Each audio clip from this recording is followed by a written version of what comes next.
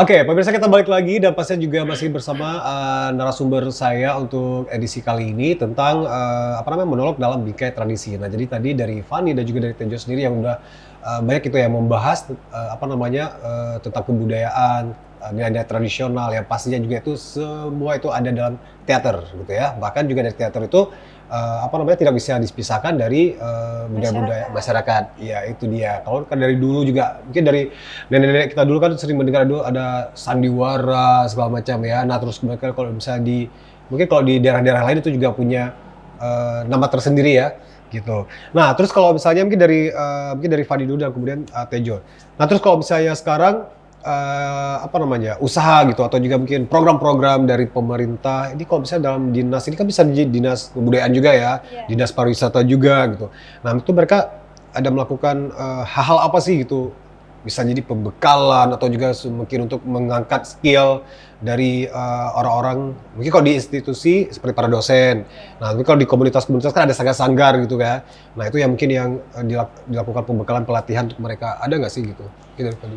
Ini kebetulan, bukan kebetulan ya. Dalam artian sejauh ini saya lihat Dinas Kebudayaan dan Pariwisata Aceh. Kalau saya bandingkan ya, sebenarnya dari saya kan pernah di daerah lain. Iya, benar. Sejauh ini untuk geliatnya membangun teater di Aceh itu jauh lebih bagus. Sementara dan juga geliat teman-teman komunitas ya Bang Tejo ya. Iya. STA itu ada namanya Selamu Teater Aceh itu menjadi salah satu contoh juga ya kan untuk bagaimana sebuah asosiasi teater di Aceh begitu. Menjadi contoh juga di luar begitu, sangat kuatnya. Dan sejauh ini memang komunitas-komunitas itu juga kalau misalnya bergerak melakukan program kreatif juga disupport oleh lembaga seperti Dinas Pariwisata dan Kebudayaan Aceh. Kayak kemarin ada baru-baru saja kegiatan pelatihan monolog ya Bang Tejo ya. Ya bagus sekali yang memang di dalamnya untuk guru-guru kesenian, kemudian para praktisi sanggar yang ada di Aceh. Dan ini adalah salah satu bentuk support terhadap perkembangan teater baik itu monolog ya di Aceh saat ini begitu.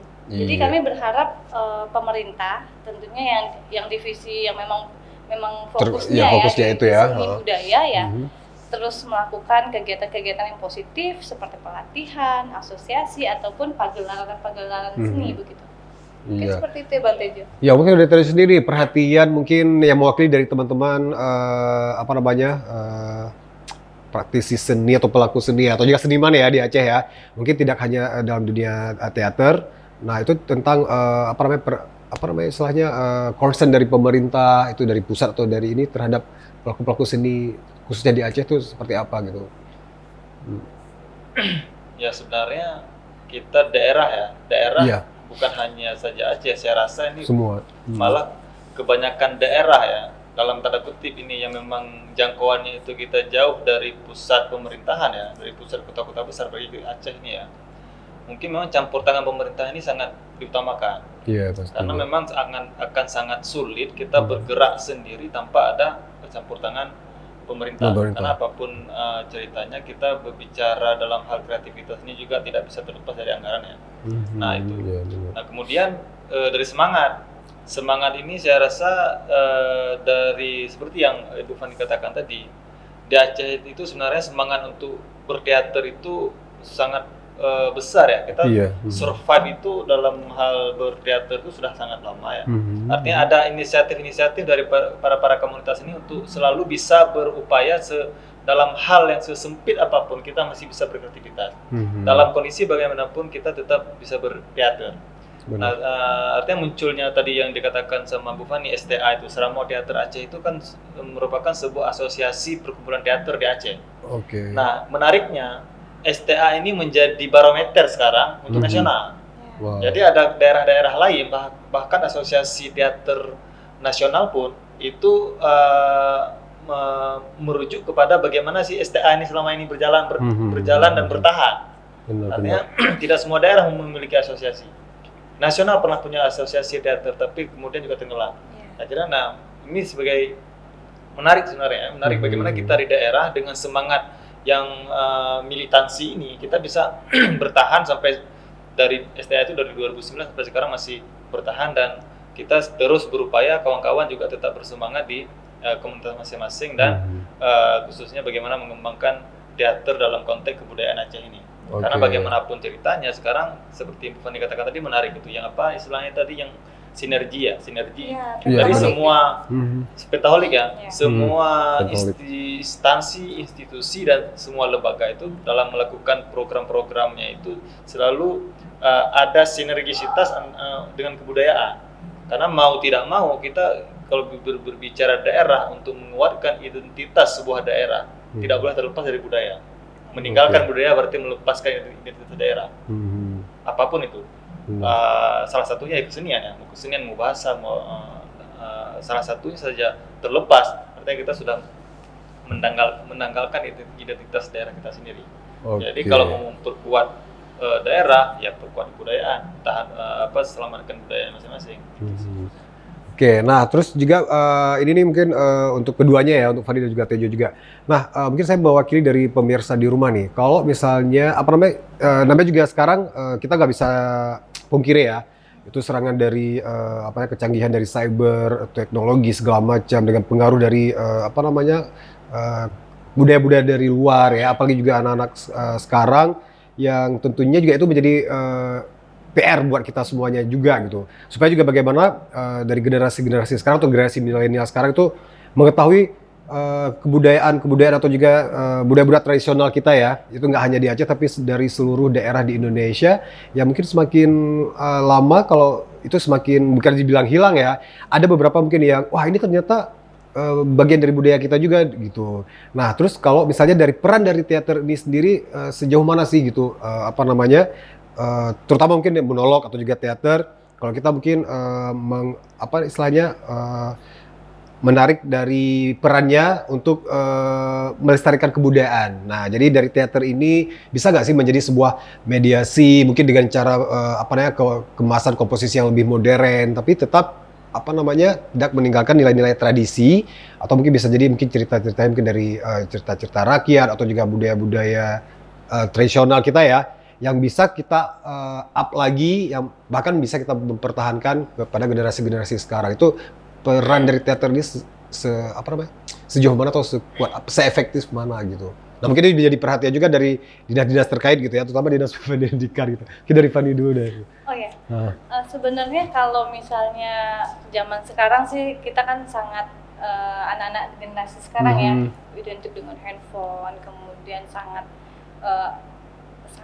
mereka sangat terindividu sekali kan dengan handphone gitu ya kan. Jadi apa sih tradisi gitu. Iya benar. Kemudian ini memang jadi PR kita semua, baik itu dari institusi seni budaya, kemudian praktisi seni, pemerintah gitu kan. Seperti Bang Tejo bilang, kalau kita menanggalkan kebudayaan kita ya kita menanggalkan identitas kita. Iya benar. Jadi sebenarnya tradisi itu, kalau orang bilang tradisi itu membosankan katanya. Ada istilah seperti itu. Ya, sebenarnya bukan membosankan kalau bagi saya ya. Tapi bagaimana kita mengemas tradisi itu menjadi menarik kembali. Dan itu memang butuh proses penciptaan, butuh kita mencari estetika bentuk-bentuk estetis yang baru yang sesuai dengan kekinian yang akhirnya bisa diserap oleh penonton hari ini. Itulah butuhnya akhirnya ya mengembangkan teater tutur saat hari ini, mungkin dikembangkan mungkin ya lebih aktual, mungkin dari segi propertinya, ceritanya. Kalau dulu kan cerita tentang masyarakat dahulu, yang sekarang kita angkat saja cerita yang tentang masyarakat hari ini. Benar. Sebenarnya kalau misalnya tradisi itu dari segi dikonsepkan lebih aktual dengan cerita hari ini, menurut saya tidak akan membosankan. Yang membosankan itu adalah kalau kita memang berkutat ya yang tradisi itu seperti ini gitu, hanya kaku gitu, padahal tidak menurut saya. Bagaimana kita menyajikan, jadi tugas bagi penggarap juga ya, tantangan bagi penggarap juga, apalagi seniman-seniman muda yang di luar sana. Yuk cari kemungkinan estetis yang akhirnya kita bisa menarik penonton. Oh tertarik loh dengan seni monolog yang tetap berpijak pada tradisi. Ini salah satu langkah ya, bentuk yang inovasi begitu. Padahal kekayaan kita, kekuatan Aceh itu adalah teater tuturnya. Teater tutur itu adalah monolog kalau kita kategorikan dalam bentuk teater konvensional begitu. Oke, nah terus kalau di Tejo sendiri nih, bagaimana mungkin sejauh apa sih peran dari teater ini sendiri, dan mungkin ada satu tambahan ya dari saya untuk wakil dari pemirsa di rumah. Nah sebenarnya itu yang sekarang lagi booming juga yang bakal menjadi one of sisanya salah satu favorit dari pemirsa di rumah itu stand up komedi itu apa? Itu bagian dari monolog pasti ya atau seperti mungkin kalau di luar kan banyak tuh yang seperti tokoh-tokoh di Ellen DeGeneres, terus juga Tiffany Haddish, itu mereka yang masih sekarang itu masih punya jam show-nya sendiri ya, itu kan bagaimana monolog apapun materinya itu dari mengkritisi pemerintahan kah, dari kebudayaan apa skeptik yang terjadi di masyarakat, tapi melalui sesuatu yang fresh ya. Nah itu bagian dari monolog atau seperti apa? Nah, atau juga satu lagi mungkin peran dari teater sendiri gitu untuk mengangkat tradisi ya, tetap begitulah eksis. hebatnya orang lain mungkin ya, orang lain dalam hal ini bagaimana dia menyiasati ruang ya.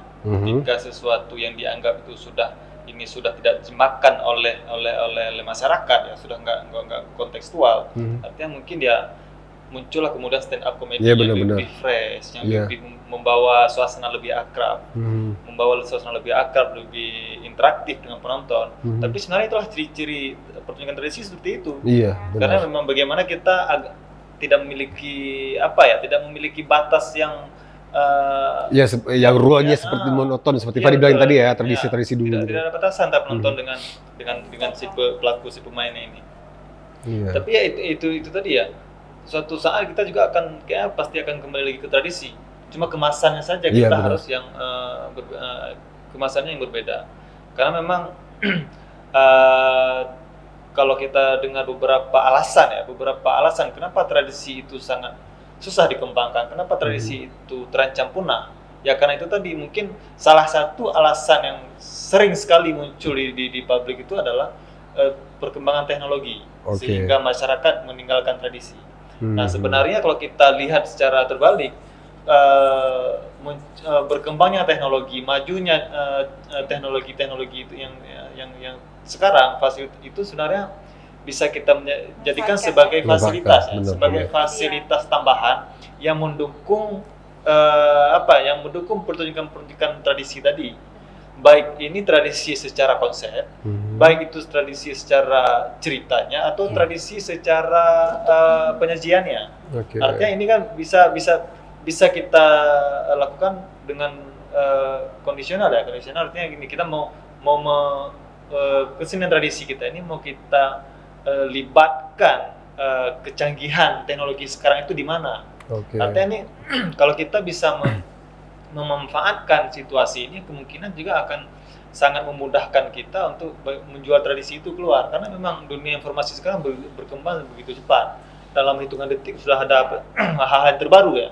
Dan kita juga itu satu sisi menguntungkan kita sebenarnya, kita bisa mengakses informasi luar, apa yang sedang berkembang di luar. Artinya bisa kita adopsi ke sini. Walaupun dia adopsi di sini bukan berarti kita harus menjiplak punya orang. Artinya walaupun kadang-kadang kita juga jadi latah ya. Latah dalam artian gini, ketika kita melihat pertunjukan orang lain itu lebih menarik, lebih entertain, kita juga pingin seperti itu.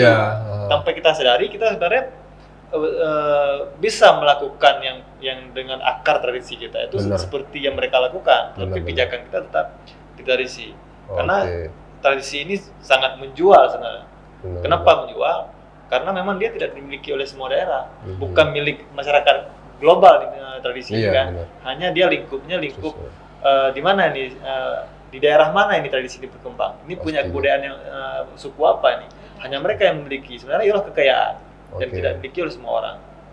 Padahal kita kadang-kadang latah melihat kesenian-kesenian yang itu konsumsi global, seolah-olah itu sudah menjadi menarik bagi kita. Ya artinya kita tidak, itu masalah ini aja tuh, masalah selera masing-masing kan.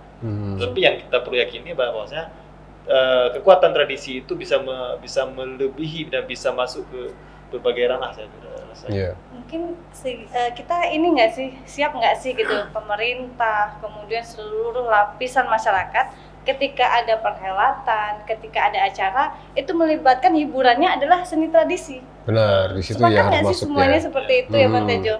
karena kita melihat ini mungkin kita sama-sama lulusan Jawa ya, iya kan? Iya. Ini bukan merasa Jawa lebih bagus tidak, Iya. tapi kita melihat apa yang bagaimana Bisa, mereka menumbuhkan budayanya. Hmm. Contohnya di situ pedalangan wayang. Iya, Bagaimana wayang saat sekarang ini tetap berkembang Hmm. menjadi wayang animasi, wayang yang macam-macam bentuknya Termasuk ya dunia kan? digital gitu sekarang. Hmm. Termasuk dunia digital juga seperti Bang Tejo sampaikan tadi. Ternyata kalau misalnya kita benar-benar nih dari akarnya ya, masyarakat, pemerintah daerah maupun pusat yang ada di Aceh, misalnya acara di Geci aja lah, Iya. bisa ada kegiatan apa, yuk hadirkan Iya di situ. Ya. hadirkan para petutur, ya kan? Kita hadirkan. Sementara karena kita lihat ya gaji mungkin bukan gaji honorarium lah ya, Pak pedalang itu sampai istrinya banyak, Iya. itu kan luar Sangat. biasa diapresiasi oleh masyarakat sana sampai juta-juta ya kan.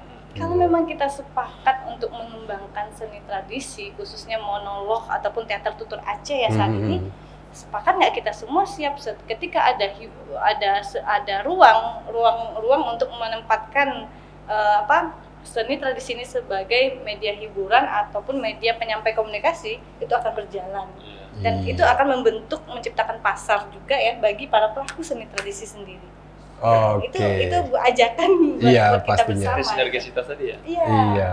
Nah, jadi pemirsa itu juga mewakili dari harapan kita yang pastinya juga karena kita juga di penghujung gelaran ya, ini diburu dengan waktu juga. Nah, tapi pastinya juga secara nggak langsung dari Tejo sendiri dan juga dari Fani sendiri sudah udah menyampaikan pesan-pesannya ya, dan mungkin harapan-harapannya supaya juga yang namanya juga bentuk dari tradisi atau juga kebudayaan tradisional yang pastinya juga menjadi kearifan lokal atau juga menjadi istilahnya kebudayaan kita yang nggak dimiliki oleh daerah lain ya, masing-masing punya istilahnya harta karun tersendiri gitu, itu yang bisa kita olah, yang pastinya juga bisa menjadi modal buat kita untuk menjadikannya dengan kemasan yang baru, mengikuti perkembangan zaman, yang pastinya juga tanpa meninggalkan norma-norma dan juga tradisi akar dari budaya kita yang sudah ada dari zaman leluhur kita dulu, gitu dia. Nah, ada pastinya juga terima kasih banyak nih untuk sama-samanya untuk edisi kali ini dari narasumber saya nih, dari bintang tamu saya nih, dan pastinya juga menjadi pengetahuan yang baru buat pemirsa di rumah dan juga menjadi sesuatu yang ini nggak hanya tugas dari Fani, nggak hanya tugas dari Tejo atau juga tugas dari pemerintah ya, pasti dari kita semuanya. Bagaimana kita bisa tetap melestarikan kebudayaan kita sampai generasi ke selanjutnya, terutama juga buat para ibu-ibu nih ya, mungkin yang selalu mendampingi putra-putrinya dalam memilih tayangan atau apapun itu, dalam mendidik anaknya, dan pastinya juga itu merupakan tanggung jawab kita semuanya. Dan langsung dari studio Beyond TV, saya Armian Nasri. Saya Fani.